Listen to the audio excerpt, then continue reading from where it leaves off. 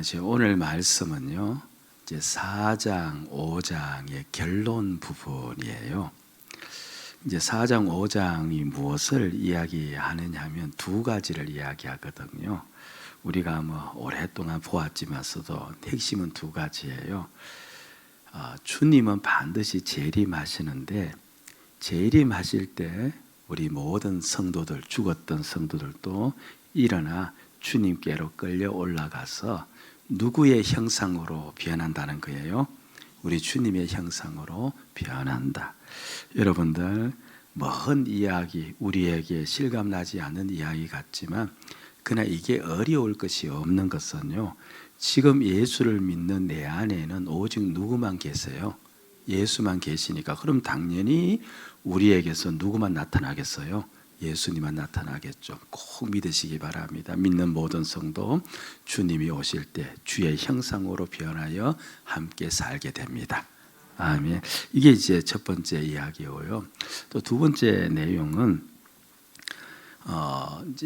그때 이제 주님 오실 때이고, 그러면 이 땅에 사는 성도들은 어떻게 살아야 되는가 했을 때 세상 나라의 삶을 살지 말고 하나님 나라의 삶을 살아야 한다. 그럼 하나님 나라의 삶이 무엇냐라고 했을 때 그걸 이제 여러 주 동안 이제 살펴보았어요. 항상 기뻐하는 것이다. 쉬지 말고 기도하는 것이고, 범사에 감사하는 것이고, 성령 감동 그것을 소홀히 하지 않고 그 감동 따라 움직이는 것이고, 이렇게 등등 이야기를 했습니다. 그러니까 어떠하든 간에 이 세상에 우리가 살고 있지만 소속이 하나님 나라의 소속인 거로 하나님 나라의 삶을 살아야 된다. 이제 그 두 가지를 크게 이야기를 했어요. 자, 그러면서 이제 23절에서 이제 결론적으로 이야기하는데요. 자, 23절. 자, 여러분들 앞부분 한번 먼저 읽읍시다. 시작. 평강의 하나님이 친히 너희를 온전히 거룩하게 하시고, 됐습니다. 평강의 하나님이, 저 평강의 하나님이라는 저 단어는요, 관용어법이에요. 하나님께서 우리 축복의 원천이시다는 것을 표현할 때 그 하나님을 평강의 하나님 이렇게 불러요. 성경에서는 하나님께서 우리에게 축복을 주시는데, 그 말씀 초두를 보면 너희를 온전히 거룩하게 하시고, 우리가 온전히 거룩한 자, 한마디로 누구 모습으로 바뀌어지는 걸 이야기해요? 예수 모습. 우리에게 온전히 예수 형상, 예수 모습으로 바뀌게 하시고, 그러니까 어떤 사건을 염두에 두고 있는 겁니까?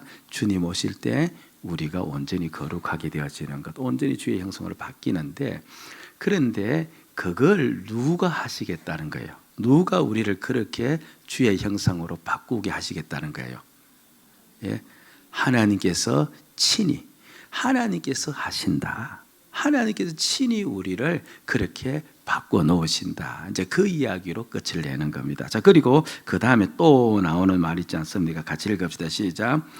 또 너희의 온 영과 혼과 몸이 우리 주 예수 그리스도께서 강림하실 때 흠없게 보존되기를 원하노라. 그러니까 너희의 영과 혼과 몸이, 이건 우리의 전인을 말합니다. 우리에게 있는 생각, 정신, 영적인 면, 우리의 행동하는 몬, 우리의 전인이 주님 오실 때까지 흠없게 보존되기를 원한다라고 하는데, 흠없게 보존된다는 말은 누구 모습으로 우리가 살아간다는 말이에요?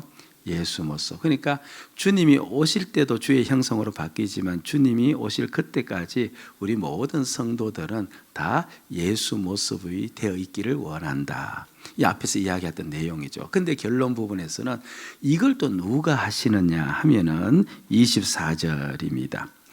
너희를 부르시는 이는 신실하신 분이시니 미쁘시니 그가 또한 뭘 하시겠다? 이루시라.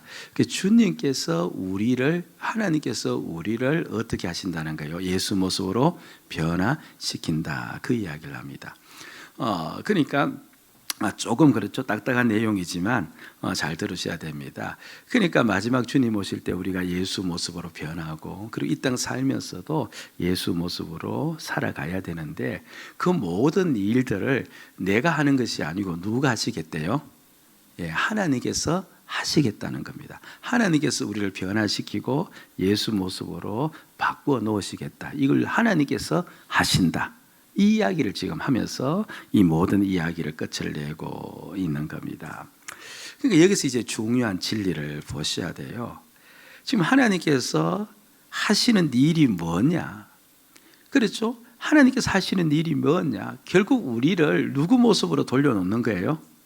예수 모습으로 돌려놓는 것. 이게 하나님께서 하시는 일이시다. 그러면 오늘 우리 신앙생활의 목표가 무엇이 되어야 한다는 걸 가르쳐 줍니까? 그렇죠. 우리가 어떠하든 거룩한 자 예수 모습으로 변하는 것, 이것이 우리의 신앙생활의 목표가 되어야 한다. 이걸 지금 가르쳐 주고 있는 겁니다. 그런데 우리는요, 이 부분을 자꾸만 잊어버려요. 조금은 이게 적절치 않은 표현 같은데 외람되지만 그래도 그냥 예의니까 한번 들어보시기 바랍니다. 이 치매를요, 예전에는 치매라고 부르지 않았어요. 어떻게 불렀는지 아십니까? 그렇죠. 그러니까 노망 들었다 또는 뭡니까? 망령되었다 이렇게 이야기를 해요. 망령되었다, 망령되다 이 말은 비어있다, 속이 다 비어있다, 그렇죠? 다 헛것이다, 그 이야기를 하고 있는 말입니다. 그러니까 치매는요, 제정신으로 사는 것이 아니기에 그렇게 살면 결국 인생은 다 무엇이 되어진다는 거예요? 헛것이 되어진다. 그렇게 해서 그렇게 부른 겁니다.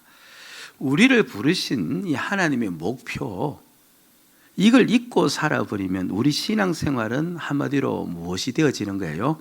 헛것이 되어지는 겁니다. 여러분, 문제가 일어나면요, 당연히 하나님께 문제 해결을 위해서 기도해야 돼요. 아멘. 제가 여러분들에게 부탁드리는데 그게 겸손한 자입니다. 여하튼 작은 문제든 큰 문제든 우리를 돌보아 주시는 하나님께 반드시 기도하시면 은혜를 베풀어 주실 겁니다. 그런데 그 문제 해결을 위해서만 기도해서도 안 되고요, 문제 안에서 우리가 어떻게 또 살게 해달라고 기도해야 돼요. 그렇죠. 예수 모습으로 살게 해달라고도 기도해야 돼요. 왜 그런가 하니까 그게 우리의 뭡니까? 신앙생활의 목표이기 때문에 그런 겁니다. 봉사를 잘하게 해달라고도 기도해야 되지만 무슨 모습으로 봉사하게 해달라고 기도해야 돼요? 예수 모습으로 봉사하게 해달라고 기도해야 됩니다. 그렇지 않으면 봉사도 결국 무엇이 되어져요? 헛것이 되어지는 겁니다. 그러니까 예수 모습으로 변해가는 것이 없이 우리가 하는 모든 일들은 전부 다 무엇이 될 수 있는 거예요? 헛것이 되어지는 겁니다. 그래서 제가 좀 외람되다고 표현했는데 그냥 말씀을 잘 그냥 담기 위해서 이 표현을 썼다 생각하시고 한번 따라합시다. 신앙 치매에 걸리지 말자. 육적 치매도 걸리지 말아야 되지만 무슨 치매도 걸리지 말아야 돼요? 신앙 치매도 걸리지 말아야 돼요. 그렇죠. 나름대로 섬겼는데 헛것이 되어져 버리면 얼마나 그것이 원통한 일입니까? 그래서 이 이야기를 그냥 가슴에 좀 더 새겨두기 위해서 제가 한두 번 들었던 예화를, 그렇죠, 제가 한 번 더 드립니다. 그 들었던 예화가 나오면 이 목사님 또 지난번 했던 이야기 이렇게 하면 그건 교만한 거예요. 그냥 못 들은 척 하면서 또 이렇게 들으면 또 그게 또 겸손한 겁니다. 제 은한 교회가요, 기도하지 않는 작금의 세태를 안타깝게 여겨서 우리 한국교회 전통을 살려보자. 한국교회 전통이 뭐냐? 금요 기도회 때 금요일날 좀 저녁 늦게 모여서 새벽까지 기도하는 게 한국교회 전통 아니냐? 그래서 우리 교회라도 이 기도하지 않은 이 세태 속에서 교회답게 그렇게 한번 기도하자. 그래서 다음 주부터 우리 교회가 그렇게 한번 기도하겠습니다라고 광고했습니다. 그러니까 첫 번째 모임 시간에 이제 목사님이 또 강조하고 성도들도 결의를 했기 때문에 많이 모였어요. 그래서 이제 기도를 합니다. 그런데 이제 일주일간 이제 늘 살다가 오고 또 하루도 피곤하게 살다가 오다 보니까 피로가 계속 누적되잖아요. 금요일 저녁 시간, 그것도 늦은 시간에 모여서 그래도 새벽까지 기도하는 게 그게 쉽지 않거든요. 그래서 새벽 1시, 2시가 넘어가니까 전부 다 뭘 해요? 자요. 자는 겁니다. 어떤 분은 코까지 골면서 자는 겁니다. 어느 한 분이 이제 열심히 이제 기도하는데 주변이 너무 잠잠해진 겁니다. 그래서 왜 이렇게 주변이 잠잠하냐 싶어서 눈을 떠보니까 전부 다 자고 있는 거예요. 심지어 누구까지 자고 있더라? 장로님들까지도 자고 있는 겁니다. 그렇죠? 그 모습을 묵끄러미 바라보던 이 사람이 한마디를 했지 않습니까? 아니, 하나님 참 민망스럽겠습니다. 아니, 다들 기도하지 않고 저렇게 졸고 있고 장로까지 저렇게 졸고 있으니까 하나님 보시기에 얼마나 민망스럽겠습니까? 라고 이제 한마디를 툭 던진 거예요. 그때 하늘에서 음성이 들려왔다지 않습니까? 아무개야, 깨어서 그렇게 남의 흉을 보려면 너도 얼른 자거라. 예, 너도 얼른 자거라. 이게 무슨 말이에요? 기도가 참 중요해요. 근데 기도하면서도 예수 모습으로 살지 않으면 기도도 뭡니까? 헛되다. 그 이야기를 하고 있는 겁니다. 예수 모습이 빠지면 모든 게 의미가 없어지는 겁니다. 그런데 하나님께서는 우리에게 예수 모습이 나타나게 해 주시겠다. 그렇게 이야기하거든요. 누가 할 수 있는 일입니까? 하나님이 할 수 있는 일이에요. 그래서 하나님께서 해 주시겠다라고 하는데, 그럼 도대체 하나님께서 우리를 어떻게 그렇게 예수 모습이 나타나도록 만들어 주실까? 그걸 이제 우리가 살펴보려고 하는 겁니다. 직접적으로 우리에게 역사는 해요 하는데 이렇게 하지는 않습니다. 강제적으로 그냥 확 우리를 바꿔놓지 않습니다. 그러니까 늘 그렇죠. 자기 고집으로 살던 우리들에게 하나님이 갑자기 찾아와서 그 고집 완전히 빼버리고 그냥 온순한 양같이 하나님께서 만들어 놓으시는 그런 역사로서 우리를 예수 모습 나타나도록 하지는 않는다는 거예요. 가끔 이제 지금 여러분 신앙 부흥행사가 와서 이제 아이들 수련회도 가고 또 그렇죠, 기도도 하고 이렇게 있는데, 이제 제가 옛날 부교육자 시절에 이 중고등부 아이들 수련회를 간다라고 이제 그렇게 광고가 나가면요, 부모님들이 한두 번에 꼭 찾아와서 저한테 당부를 해요. 뭐 그렇죠, 그때는 이제 강도사였는데, 강도사님 우리 아이가 이번에 가서 확 뒤집어질 수 있도록 그렇죠, 제가 기도할게요. 그냥 한번 가서 은혜 받고 어떻게 하기를 원합니까? 완전히 바꿔서 돌아오기를 원한다는데 그 일 없습니다. 물론 은혜 받으면 바꿔져요. 바꿔지는데 그것이 평생 동안 가도록 그렇게 되는 일은 없어요. 하나님이 강제적으로 우리의 악한 심성을 그냥 선한 심성으로 확 뒤집어 놓으면 얼마나 좋겠습니까만은, 하나님은 그렇게 우리를 바꿔 놓지 않으시는 겁니다. 그럼 어떻게 하나님께서 우리를 예수 모습으로 바꿔 놓으시는가? 그걸 이제 살펴보는데, 하나님은 우리를 지도하시는 거예요. 지도하시는 거예요. 따라합시다. 하나님은 우리를 지도하신다. 이걸 잘 아셔야 됩니다. 코치가 있지 않습니까? 앞에 있는 선수가 있어요. 그럼 코치는 선수를, 그렇죠, 올림픽 메달 따게 하기 위해서 뭘 하는 겁니까? 지도를 하는 거죠. 지도를 하는 겁니다. 예를 들어서 이런 코치가 있다고 생각해 보십시다. 그는 올림픽 메달을 어떻게 하면 딸 수 있는지, 그래서 그 올림픽 메달을 딸 수 있는 기술이 무엇인지 다 알고 있습니다. 그리고 그 기술을 선수들에게도 잘 가르쳐 줄 수 있습니다. 무엇보다 선수의 장단점을 다 파악하고 있고 그 선수에 맞게 올림픽 메달을 딸 수 있는 기술을 잘 가르칠 수가 있습니다. 그리고 이 코치는요, 게으르지 않고 또 성실합니다. 그리고 선수들을 사랑합니다. 그런 코치가 선수들에게 나는 너희들에게 메달을 따게 해줄 것이다 라고 이야기하면 그건 거짓입니까? 사실입니까? 설교가 잘못된 것 같아. 네. 아니, 기술도 전부 다 전수할 수 있고 올림픽 메달을 어떻게 딸 수 있는지도 알고 그 기술도 알고 있고 또 열과 성의도 있고, 그래서 이제 그 코치가 내 말만 잘 들으면 너희들 올림픽 메달 딴다라고 이야기하면 그게 거짓이에요, 사실이에요? 사실이죠. 사실입니다. 예. 다음은 이제 선수가 안 따라가서 다르지만 사실입니다. 가끔 우리 김연아 선수도 브라이언 오스라는 코치를 만남으로 말미암아서 올림픽의 메달을 따지 않았습니까? 하나님이 하시는 방법이 그 방법입니다. 하나님은요, 우리 속에 들어와서 우리 속을 그냥 확 뒤집어 놓는 게 아니라 우리를 뭘 하여? 지도를 해요. 지도를 하십니다. 그러니까 우리의 영과 혼과 몸에서, 그리고 우리의 모든 전신에서, 우리의 생각에서, 우리의 마음에서, 행동에서 예수 모습이 나타나도록 지도를 하는 겁니다. 지도를 하는데 그럼 하나님께서 구체적으로 어떻게 지도를 하실까라고 했을 때 하나님이 짠 내 앞에 나타나셔서 애야 이렇게 하라 이렇게 하는 것이 아니고요. 하나님의 지도법이 이렇게 되어 있어요. 이걸 이제 우리가 놓치면 안 되는 겁니다. 하나님은요 먼저 그의 사역자를 통해서 지도를 하세요.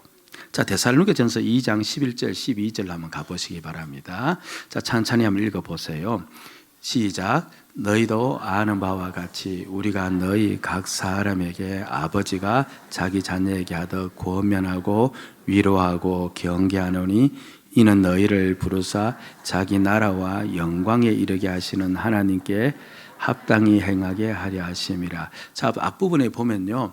그러니까 우리는 누구를 가리키냐니까 하나님의 사역자인 바울과 그 일행이게 우리가 너희들을 위로하고 경계하고 가르치는데 12절 말미에 보니까 너희들이 어떻게 행하게 하기 위해서 하나님께 합당하게 행하게. 그러니까 너희들이 예수 모습으로 살게 하기 위해서 우리가 너희들을 권면한다 이렇게 이야기하거든요. 그러니까 하나님께서는 우리를 지도하시는데 누구를 통해서 가르친다는 말이에요. 하나님의 사역자를 통해서 가르친다 그 말을 하고 있는 겁니다. 제자반 시간에 은한 집사님께서요, 아이고 내가 제자반을 진즉에 들어야 되는데 이 제자반 늦게 들은 것이 후회가 되어진다 그렇게 이야기해요. 왜냐니까 제자반을 하다 보니까 어떻게 살아야 되는지를 이제 배우는 겁니다. 깨닫는 겁니다. 친절히 알았으면 내가 더 이렇게 예수 모습으로 살 수 있을 건데 이걸 늦게 배워서 그만큼 시간이 늦어졌다라고 후회 아닌 후회를 하는 것을 제가 보았습니다. 그러니까 하나님의 사역자의 지도를 받으면서 그 사람들은 그 가르침을 따라가면서 무슨 모습으로 바뀌어져요? 예수 모습으로 바뀌어요. 그러니까 하나님은 지도하시는데 누구를 통하여? 사역자를 통하여 지도하시는 겁니다. 여러분들이요 하나님의 사역자의 가르침을 잘 따를 수 있도록 하시기를 주의 이름으로 축복을 드립니다. 아멘. 그리고 하나님께서는요 성도들의 섬김을 통하여서 또 우리를 변화시키려고 해요. 그게 데살로니가전서 3장 12절 13절에 나오는데요. 또 한번 보시기 바랍니다. 또 시작. 주께서 우리가 너희를 사랑과 같이 너희도 피차감과 더욱 많아 넘치게 하사 너희 마음을 굳건하게 하시고 우리 주 예수 그리스도께서 그의 모든 성도와 함께 강림하실 때에 자 여러분들 보시면 되죠. 저 말씀 쪽 보시면 우리가 너희를 사랑과 같이 그 다음에 어떤 말을 합니까? 너희도 피차간의 모든 사람에 대한 무엇이 넘치게 하사? 사랑이 넘치게 하사. 그리고 그 사랑으로 말미암아서 끝에 가보니까 말미에 가보니까 우리 하나님의 아버지 앞에서 우리 모두가 어떻게 되기를 원한다? 흠이 없게 되기를 원한다. 그러니까 성도 간의 사랑, 성도의 사랑은 다른 것도 아니고 성도를 세워주는 거예요. 어따든 성도가 잘 되기를 바라고 믿음으로 그렇죠 세워지기를 바라서 성도를 섬겨주는 것. 그렇게 성도의 그 섬김을 통하여서 우리 각자는 또 어떻게 되어진다는 겁니까? 누구 모습으로 바뀔 수 있다는 거예요? 예수 모습으로 바뀔 수 있다. 하나님께서는 누구를 사용하시는 겁니까? 성도의 섬김을 사용하신다. 그 이야기를 합니다. 이제 우리 교회 권사님들이 이제 주중 신방을 이렇게 하시죠.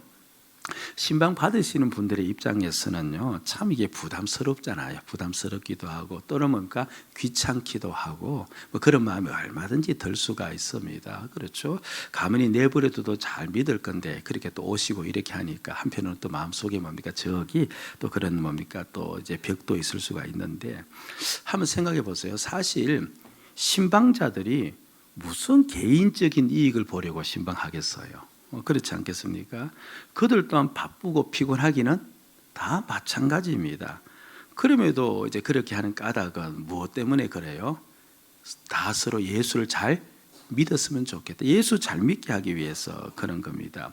그래서 친히 찾아가서 권면하는 겁니다. 우리가 꼭 기억하셔야 될 것은요, 사람은요, 자기가 알아서 예수를 잘 믿을 수가 없어요. 여러분들은 잘 믿을 수 있다고 다 스스로 나름대로 자부를 가지는데요, 그렇지 않습니다. 왜 그런가 하니까요, 사람은 머리에서부터 발끝까지 전부 다 오염되고 죄로 타락이 되었어요. 그래서 가만히 내버려 두면 주님께 가까이 가는 게 아니라 주님으로부터 더 뭡니까? 멀어지는 겁니다. 그래서 성도들이 같이 함께 뭔가 힘도 주고 응원도 하고 격려도 하고 또 그렇게 권면도 하고 그렇게 함으로 말미암아서 성도들의 믿음이 어떻게 되어져요? 붙잡힌 바 되어지고 주님께 가까이 가게 되어지는 그런 역사가 있는 겁니다. 그래서 하나님은 성도들을 통하여서 우리를 뭡니까? 지도를 하시는 것이죠. 행여나 신방이 나에게 오면 우리가 독일의 신방을 받으면요, 그냥 그래도 감사하다 그렇게 표현하시면 더 큰 은혜가 될 줄로 압니다. 그러니까 성도를 통하여서 우리를 지도를 하죠. 그리고 또 하나님께서는요, 환경을 통하여서 우리를 지도를 해요. 구약에 이제 야곱이 나오는데요, 야곱은 자기 중심적 삶을 산 대표적 인물입니다. 그렇게 지독히 자기 중심적으로 산 인물은 없어요. 그야말로 세상 사람의 표본이 야곱입니다. 야곱은요, 자기 좋아하는 것만 하지 자기 싫은 것은 절대로 하지 않습니다. 그 자기 이익은 어떻게든 간에 빼앗아 오려고 예를 쓰는 겁니다. 그래서 장자권이라는 그 축복을 받기 위해서 형도 속이고 누구도 속여요? 아버지도 속여버립니다. 자기 이익만 위해서 사는 자였어요. 그리고 그에게 부인이 4명이 있었는데 그는요, 라헬만 그러니까 한 여인 라헬만 사랑한 겁니다. 사람이 양심이 있으면 그래도 다른 부인도 사랑을 해줘야 되잖아요. 그런데 절대로 그걸 해요, 안 해요? 안 합니다. 내 싫은 건 뭡니까? 죽어도 안 하는 겁니다. 그 아들들 중에서 12명 있는데 오직 누구만 사랑했어요? 요셉만 사랑했습니다. 그러니까 얼마나 그게 그렇죠. 그 형들에게 상처가 되었으면 나중에 요셉을 팔아버렸을까요? 그래서 지독히 자기 중심적 인물이고 자기 그렇죠 이익만을 위해서 사는 인물인데요. 그런데 그 인물이 다름 아닌 야곱, 그러니까 하나님이 세우신 믿음의 조상이에요. 믿음의 조상이 믿음으로 살아야 되잖아요. 그래서 하나님께서는 그렇게 살면 안 되는데 믿음의 조상으로 만들어야 되는데 우리 식으로 이야기하면 예수 사람의 모습이 나타나야 되는데 그렇게 살게 하기 위해서 야곱에게 어떤 역사를 했느냐니까 야곱이 자신이 다른 사람에게 한 것만큼 당하도록 만들어버려요. 형과 아버지를 속여서 장자권을 빼앗아 오니까 너도 한번 어떻게 속아봐라 하면서 외삼촌 나반에게 10번 이상 속임을 사기당하도록 만들어버립니다. 사기를 당하면서 뭘 깨달으는 거예요? 이렇게 다른 사람을 속이는 게 얼마나 잘못된 건지 깨닫고 돌아서도록 원해서 그렇게 사기를 당하도록 만들어요. 근데 야곱은요, 그렇게 사기를 당해도요, 자기가 사기친 거 잘못을 회개하지 않아요. 그만큼 이기적인 사람입니다. 그래서 또 오직 부인 라헬만 그렇게 사랑하니까 하나님께서 그 라헬을 가장 일찍 데려가 버렸어요. 하나님께서 또 요셉을 그렇게 야곱이 요셉만 사랑하니까 요셉을 뭡니까? 형들의 손에 팔려 애굽으로 건너가게 애굽으로 가게 만들었습니다. 이거 형들은 요셉이 죽었다고 아버지께 이야기를 하지 않습니까? 그러니까 하나님은요, 환경을 통하여서 요셉을 어떻게 하는 겁니까? 지도하시는 겁니다.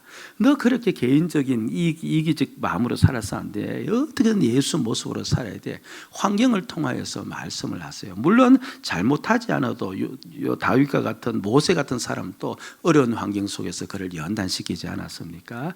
하나님이 우리를 어떠든 예수 모습으로 변화시키는데 이렇게 환경을 통하여서 역사하신다.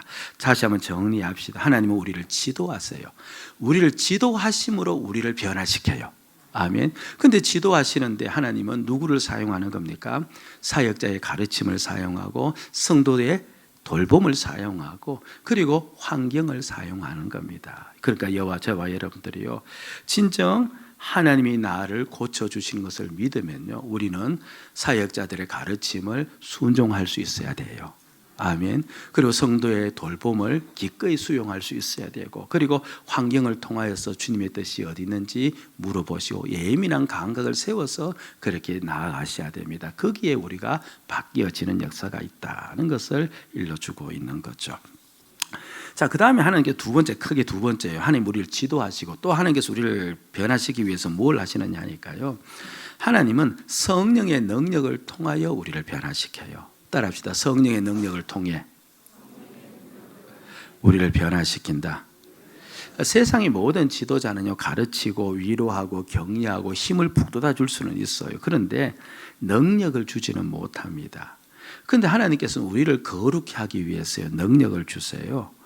에스겔서 36장 26절 그냥 한두 구절만 보시면요. 또 새 영을 너희 속에 두고 그다음에 무엇을 너희에게 주되 새 마음을 너희에게 주되 그다음에 너희 육신에서 무엇을 제거하고 굳은 마음을 제거하고 부드러운 마음을 주고 이게 무슨 말이니까 성령이 우리 가운데 역사하면 성령의 능력으로 내 마음이 어떻게 되어진다는 거예요? 새로워진다. 그 이야기를 하고 있는 겁니다. 그렇죠? 그러니까 굳은 마음이 있어요. 그냥 자기를 붙잡고 사는 그런 마음인데 성령께서 우리에게 오셔서 역사하시면 그 성령의 능력으로 나는 그것이 잘못되었어. 그것을 알게 되어지고 예수로 살아야 돼. 그러받은 새로운 마음을 갖게 하는 겁니다. 그리고 또 요한복음 14장 26절을 또 한번 가봅시다. 그냥 한두 구절 가져온 거예요. 시작. 보혜사 곧 아버지께서 모든 것을 가르쳐야 하고 내가 너희에게 말한 모든 것을 그러니까 성령이 우리에게 오시면 우리가 이렇게 말씀을 듣는데 이 말씀이 깨달아진다는 거예요. 성령은 우리로 하여금 깨닫게 하는 능력을 주시는 겁니다. 이걸 보고 각성이라 그렇게 이야기해요. 성령은 우리를 각성을 시켜요. 여러분들요, 내가 깨닫기 전까지는요 내 말과 생각과 행동이 달라져요, 달라지지 않아요? 안 달라져요. 지식이 우리를 바꿀 수도 없고요. 오직 우리를 변화시킬 수 있는 우리로 하여금 깨닫게 하는 거예요. 깨닫게 하는 겁니다. 오순절날 성령의 제자들에게 지난주 이야기하지 않았습니까? 성령이 부어졌어요.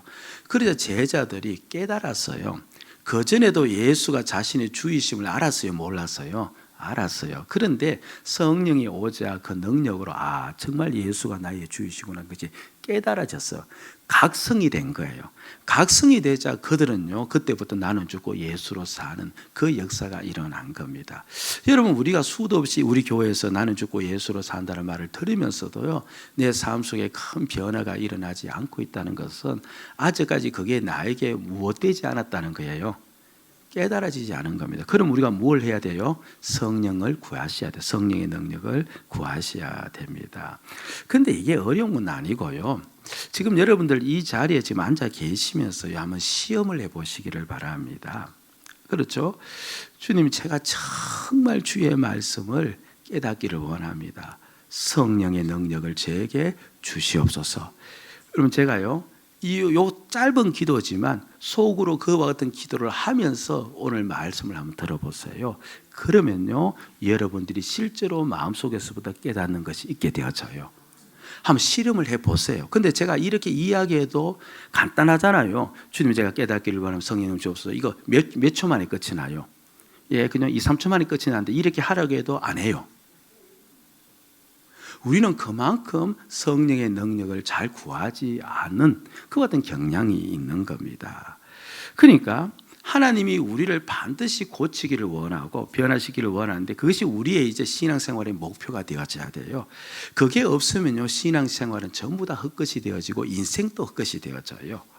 그래서 우리가 그렇게 변화되어져야 되는데 하나님은 그것을 우리를 지도하시는데 바로 교역자를 통하여서 성도의 섬김을 통하여서 환경을 통하여서 지도하시고 성령의 능력을 통하여서 우리를 지도하시는 겁니다. 그래서 우리가 그 하나님의 뜻을 알고요. 그래서 어떠하든 간에 우리가 예수 모습으로 바뀌어져야 되겠다. 그 하나님의 마음에 맞추어서 우리가 지도자의 말을 경청하고 그리고 성도의 돌봄 속에 들어가서 그 돌봄도 수용하며 환경 속에 주의 뜻을 구하고 성령의 능력을 구하면요 우리는 반드시 주님의 모습으로 바뀌어지는 역사가 일어납니다. 아멘. 이 은혜가 저와 여러분들에게 있어야 될 줄로 믿습니다. 아멘. 자, 그러면 이제 한 가지 문제가 남았습니다. 근데 목사님, 그까지는 제가 다 우리가 이해하는데, 그러면 그렇게 살면 이 세상에서 어떻게 견딜 수가 있겠습니까? 제가 물어볼게요. 자기 중심으로 사는 사람과 예수 모습으로 살고자 하는 사람이 함께 있어요. 누가 손해를 봐요? 누가 손해를 봐요? 그렇죠. 예수 모습으로 사는 사람이 손해보죠. 당장에 우리들 중에서요. 남편은 믿지 않고 아내만 믿으신 분 계시지 않습니까? 아내는 이곳에 와서 늘 무슨 이야기 듣고 집으로 가요? 그렇죠. 난 죽고 예수 살아가고 이야기 듣고 집으로 가요. 그 집에 가서 죽기는 누구만 죽어야 돼요? 자기만 죽어야 돼요. 남편도 들으면 얼마나 좋아요. 남편은 듣지 않으니까 자기만, 그 손해는 누구만 보는 거예요? 괜히 그렇죠. 예수 믿는 사람만 손해를 보는 거예요. 그러니까 사실 우리가 예수 믿는 사람이요, 믿음대로 살면 회사에도 승승장구하고 우리가 사는 모든 곳에서 그렇죠, 뭔가 특별한 그렇죠 은혜가 막 부어지면 세상 모든 사람들 전부 다 무엇을 믿으려고 해요? 예수 믿으려고 할 겁니다. 그런데 예수를 우리가 온전히 믿으려고 하면요, 오히려 우리가 손해를 봅니다. 참아도 내가 참아야 되고 불이익도 내가 당해야 되고, 그렇게 살다 보면요, 도대체 이렇게 해서 어떻게 우리가 세상 가운데서 잘 살아갈 수가 있다는 말인가, 이제 그런 의심이 드는 겁니다. 그런데 아셔야 되는 것은요, 그것은 표면적으로만 그런 거예요. 표면적으로만 그런 겁니다.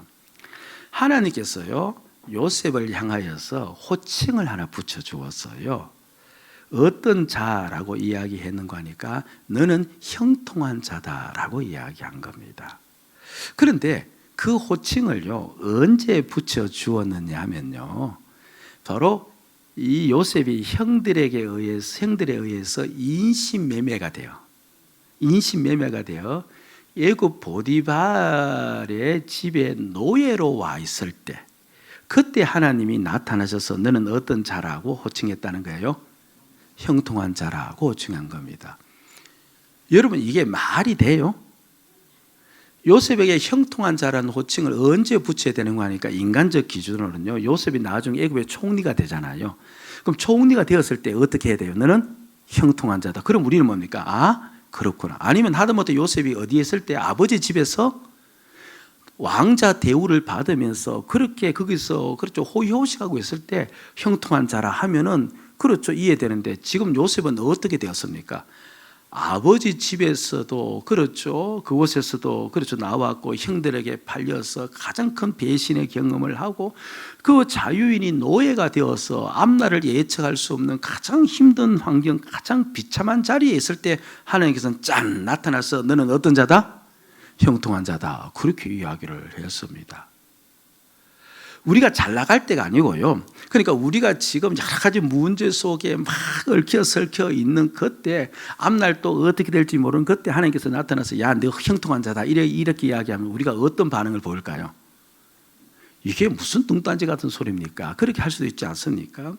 사실 인간적으로 바라보면 요셉에 있는 그 시간은요, 불행 중에 불행의 시간이에요. 꼬일 대로 꼬인 인생의 시기입니다. 그는 형통한 자가 아니고 가장 비참한 자리에 와 있는 거죠. 그렇죠? 그런데 하나님께서 왜 요셉을 형통한 자라 그렇게 이야기했을까라고 했는데, 거기에는 까닭이 있어요. 형통이란 단어는요, 사전, 국어 사전을 덜추어 보면요, 이렇게 정의가 내려 있어요. 뜻한 바대로 되는 것이에요. 그러니까 내가 뜻한 바대로 다 되어지면 나는 지금 무슨 삶을 살아가고 있는 겁니까? 형통한 삶을 살아가고 있죠. 그래서 우리가 덕담으로 상대방을 만나면 만사 무엇하기를 바랍니까? 형통하십시오 이렇게 이야기하지 않습니까? 그렇죠. 사람이요, 자기 뜻한 바대로 잘 되면, 다 되면 우리는 그를 가리켜서 어떤 자라고 불러요? 형통한 자라 그렇게 불러요. 근데 사람의 시각으로 보면 지금 요셉은 그렇죠, 어떻게 된 겁니까? 뜻한 바대로 된 게 아니고 전부 다 망가진 상태예요.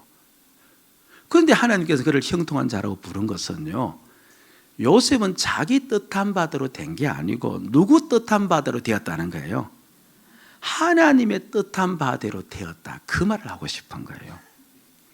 하나님의 뜻한 바대로 되었다는 말은 누가 이제 그의 인생을 붙잡고 가겠다는 겁니까? 하나님께서 너 인생을 붙잡고 가겠다, 그 뜻입니다. 너가 너의 인생을 붙잡고 가는 것은 형통한 삶이 아니다. 하나님이 너의 인생을 붙잡고 갈 때 너는 어떤 자다? 형통한 자이다. 그걸 가르쳐주고 싶었던 겁니다. 그럼 왜 그와 같은 하나님께서 정의를 내리는가 하니까 이렇습니다. 여러분들 애굽에 팔려왔으면요, 그냥 우리가 상상하기도 힘들지만 사실 우리가 조금 불이익을 당하고 조금 우리가 사람들로부터 배신당하고 회사든 배신당하면 집에 오면 마음이 평안합니까? 아니면 어떻습니까? 그렇죠.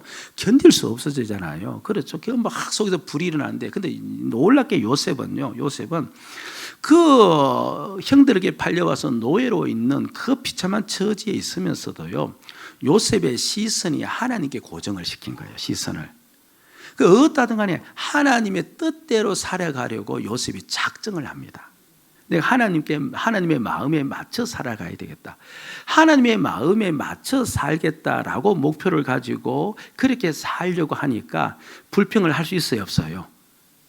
하나님 마음에 맞춰 살려고 하니까 불평이 안 나오고 원망이 안 나오고 어떻게든 하나님 앞에서 하나님 마음에 맞춰 살려고 하는 거죠. 보세요. 지금 하나님의 큰 뜻은 무엇이냐니까 요셉을 애굽의 총리가 되게 하였어.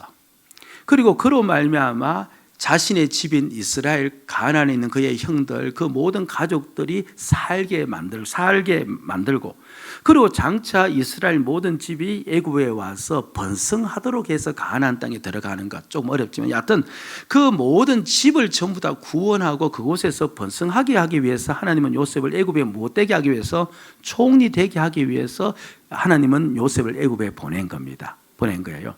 그런데요, 만약 그렇게 애굽에 보냈는데도 불구하고 요셉이 그곳에서 불평하고 원망하고 탄식하고 인생의 비관을 하고 절망하고 그렇게 살면 하나님의 뜻이 이루어집니까? 안 이루어집니까?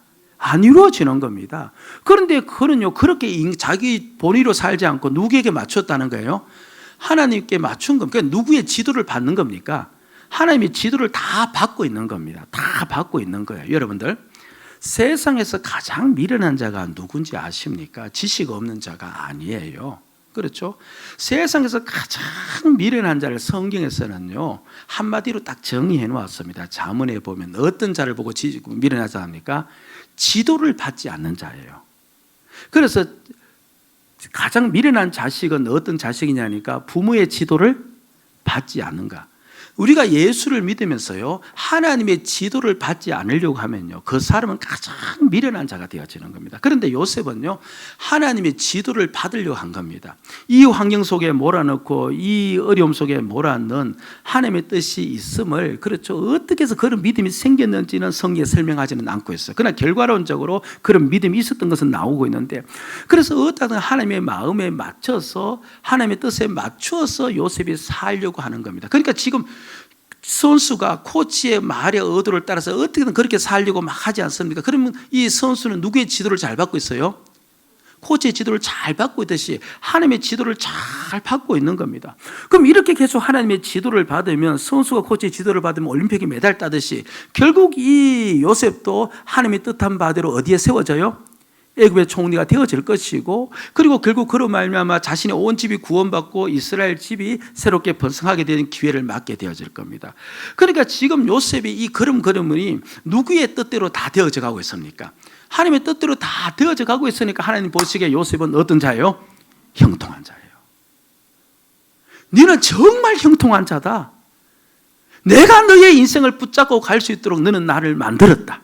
형통한 자다. 이렇게 이야기하는 겁니다. 여러분들, 내가 어떠하든 간에 예수 모습으로 그렇게 살아가려고 애쓰는 것은요, 지금 하나님의 목표에 내가 맞추어 살아가는 거예요. 그렇죠? 하나님의 목표에 내가 나를 맞추어 살아가고 있기 때문에, 하나님 뜻 가운데 살아가고 있기 때문에 하나님 보시기에 나는 어떤 자가 되어지는 거예요?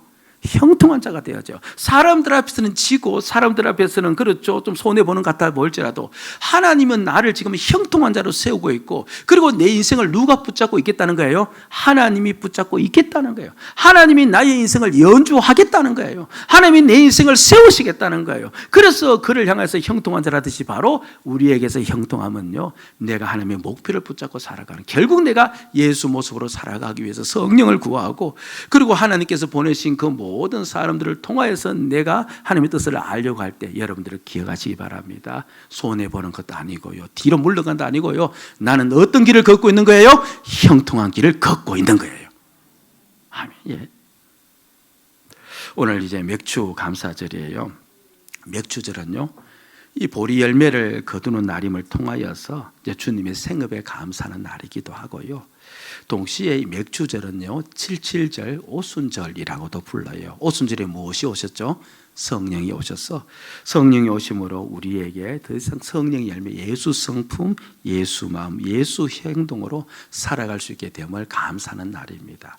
저와 여러분들 심령 속에 그래도 성령으로 거듭나서 이렇게 예수 모습으로 살아가려고 힘쓰고 있지 않습니까? 이게 바로 주님이 우리에게 부어주신 축복이요 형통한 자의 길을 걷는 축복이라는 것을 오늘 말씀을 통해서 우리가 확인하는 거예요.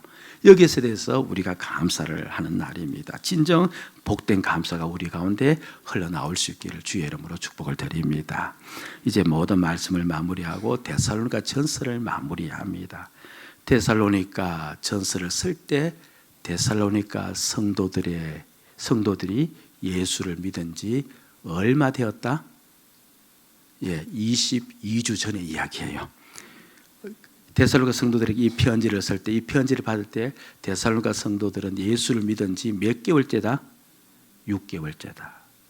여러분들 6개월 된 신자들에게 주님이 말씀하세요. 너 범사에 감사해야 돼. 너 항상 기뻐해야 돼. 쉬지 말고 기도해야 돼. 예언을 멸시하지 말아야 돼. 그리고 성령을 소멸하지 말아야 돼. 너 어떠하든 이제는 예수 모습으로 살아야 돼. 생각과 행동과 마음과 말 모든 면에서 예수 모습이 나타나야 돼. 그러면 너는 형통한 삶을 살 수 있어. 하나님이 너 인생을 붙잡고 너를 세우실 것을 굳게 믿고 너가 그렇게 살기를 바란다. 이게 주님께서 마지막 일러주신 말씀입니다. 이 말씀 꼭 기억하시고 저와 여러분들에게 주신 말씀을 믿고 모두가 다 형통한 삶의 길을 걸으시기를 주의 이름으로 축복드립니다.